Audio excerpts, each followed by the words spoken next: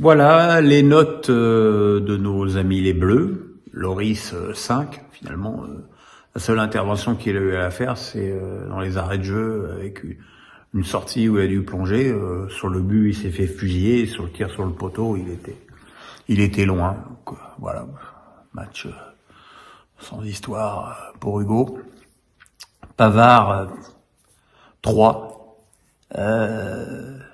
Est-ce que quelqu'un lui a dit qu'il était supposé jouer latéral droit et pas milieu droit?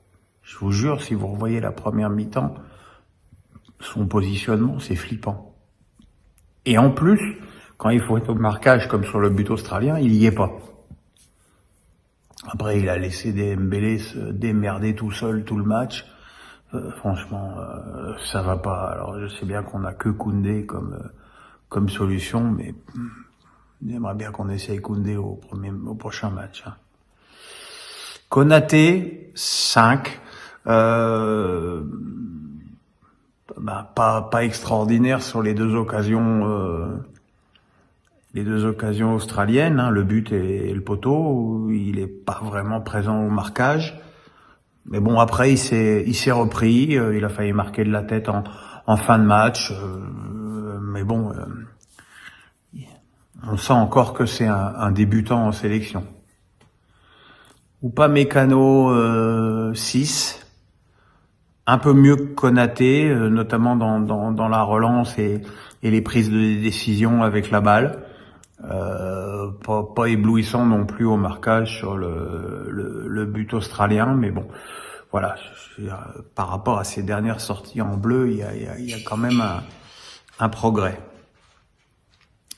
Théo Hernandez qui a remplacé son malheureux frère Lucas, certainement gravement blessé au genou.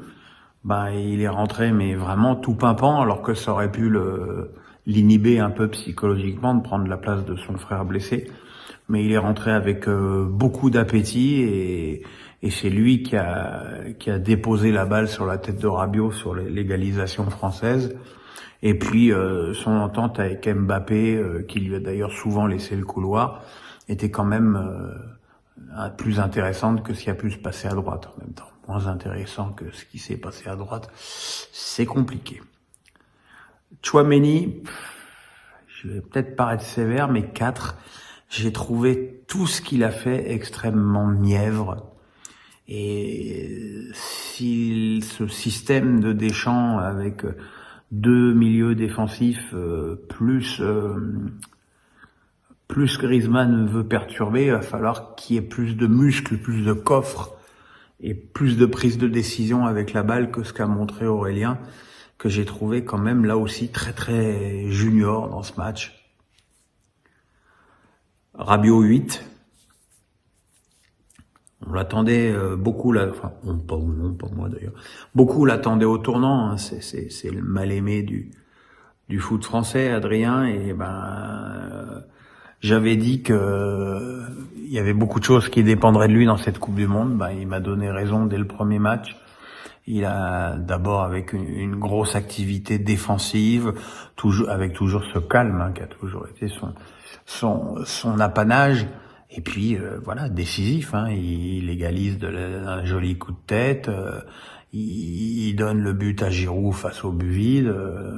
Tu peux pas lui demander beaucoup plus. C'est voilà un joueur qui a gagné ses galons pour les prochains matchs. Griezmann, je suis embêté. Je vais lui mettre 6. Tout en contestant son positionnement sur le terrain, notamment en première mi-temps où du coup je savais pas où il était quoi. Tantôt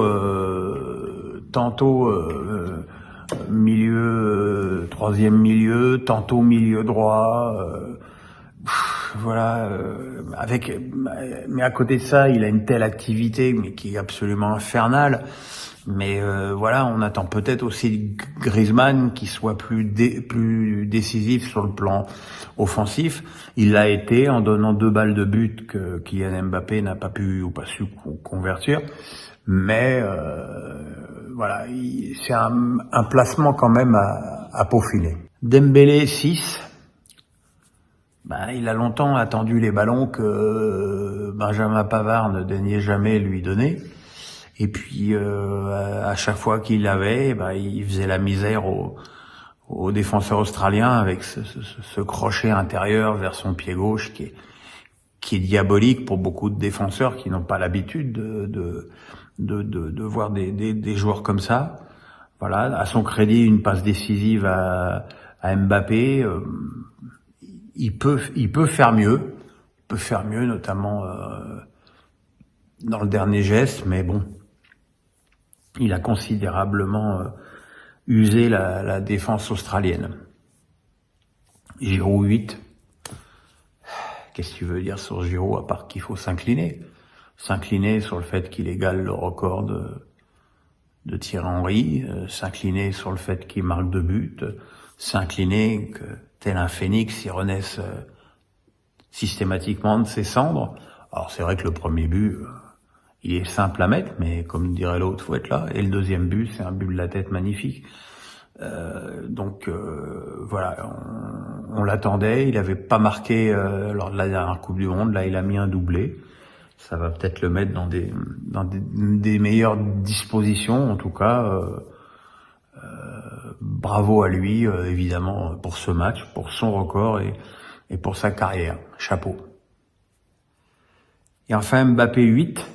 Ça a été le meilleur Français durant la période de tâtonnement française, durant les 20 premières minutes. Il y a que lui qui provoquait sur son côté gauche, qui créait du danger, qui usait la défense australienne.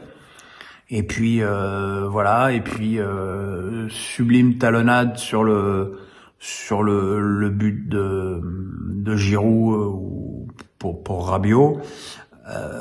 Et puis derrière, un but de la tête, ce qui est quand même pas fréquent chez lui, mais un beau but de la tête.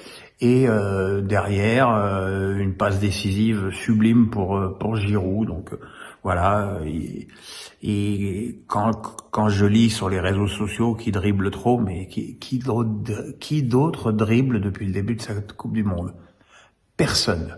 Personne ne parvient à placer un crochet, personne ne parvient à accélérer. Lui au moins il est là et on a de la chance de l'avoir.